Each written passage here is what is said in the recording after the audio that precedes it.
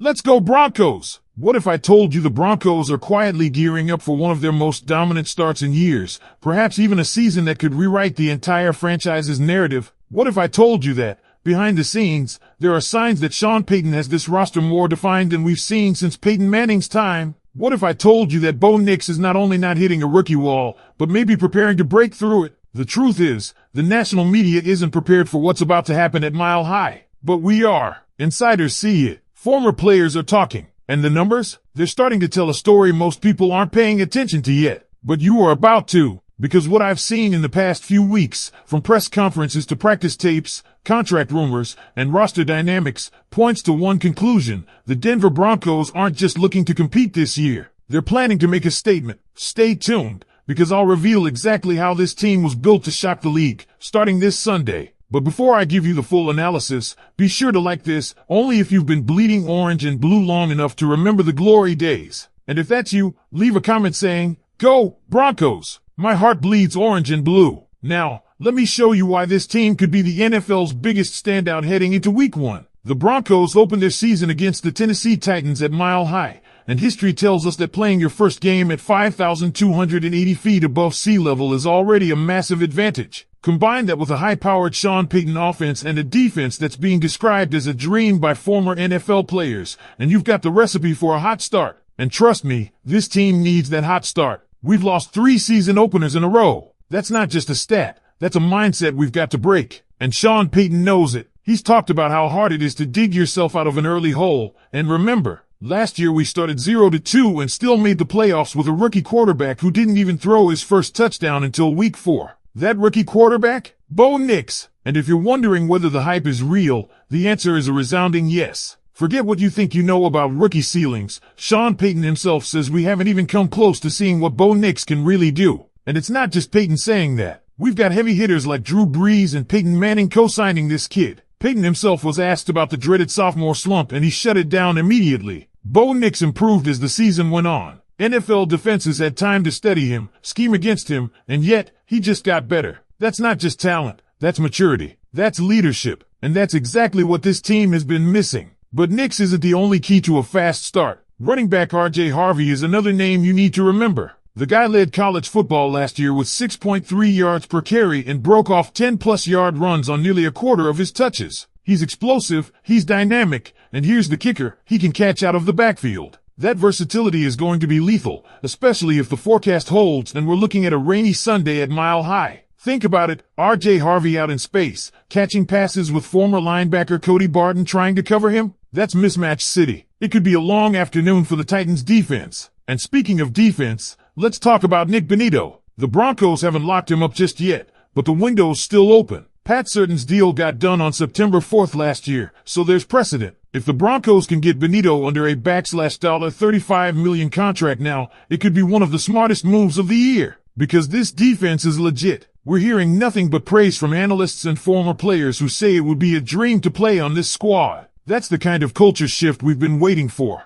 Then there's the Titans offense, which will be led by rookie quarterback Cam Ward. The guy's got potential, but let's be real, he only threw 19 passes in the preseason and completed just over 50% of them. His tape shows a lot of college habits that just won't work in the NFL, flat-footed throws, relying too much on athleticism, and forcing balls into coverage. That's a recipe for disaster against this Denver defense. Between our pass rush and elite secondary, it's going to be a long day for the rookie. Dre Greenlaw, when healthy, is one of the best coverage linebackers in the league, and he's back, ready to wreak havoc. But here's what makes this year different, the schedule. We face only 2 playoff teams in the first 8 weeks. That's a golden opportunity. September and October are lined up perfectly for the Broncos to go on a run. The Raiders may have an easier strength of schedule on paper, but they've got more playoff teams and more travel miles than anyone in the NFL. The Chiefs, they face 2 more playoff teams than we do. That's a huge advantage. And we've got a coach in Sean Payton who doesn't just roll out the same plan every week. He game plans specifically for each opponent's weaknesses. In the preseason, we saw vanilla schemes,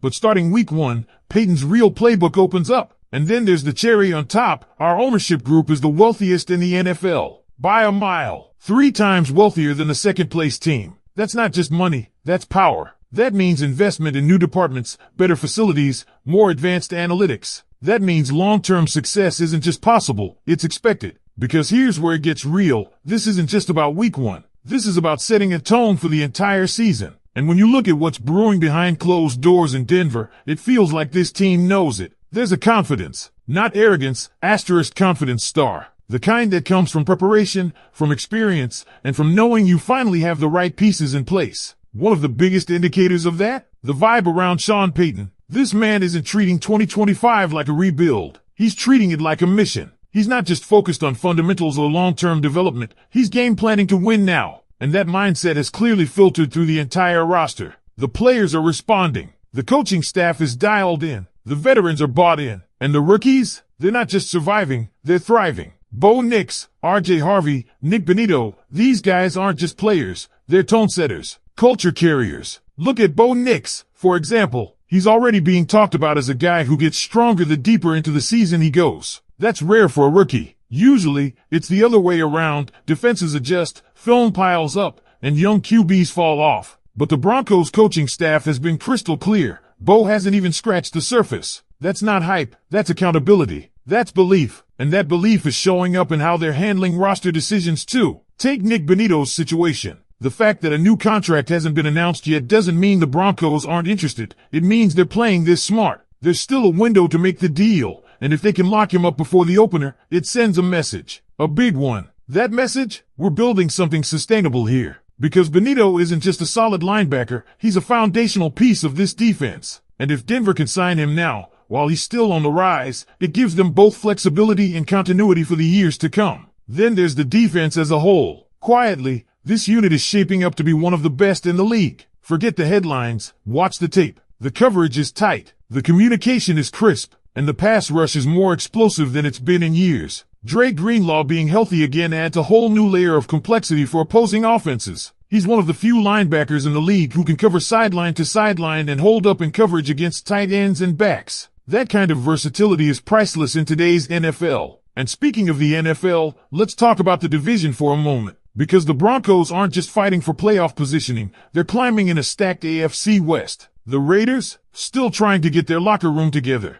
They brought in Amari Cooper as a desperation move after a star WR asked out, and the buzz around Cooper isn't great. Reports are already floating around that he's out of shape, and this is the week before the season opener. That's a red flag. Meanwhile, the Chiefs have one of the toughest playoff-heavy schedules in the league. They'll face 2 more playoff teams than the Broncos, and while they've earned respect, the road ahead for Kansas City isn't a smooth one. All of this bodes well for the Broncos. The schedule favors them. The momentum is building. The depth is solid. And the ownership is putting its money where its mouth is, literally. With the wealthiest ownership group in the NFL, the Broncos are investing in areas other teams can't even dream about. From player wellness to analytics to support staff, this is the kind of infrastructure that turns a good team into a perennial contender. And the players are noticing. When you hear guys talk about how it would be a dream to play in Denver, that's not just about the altitude or the stadium. It's about what the franchise is becoming. A destination. A place where careers thrive. A place where championships are chased, not just talked about. So here we are,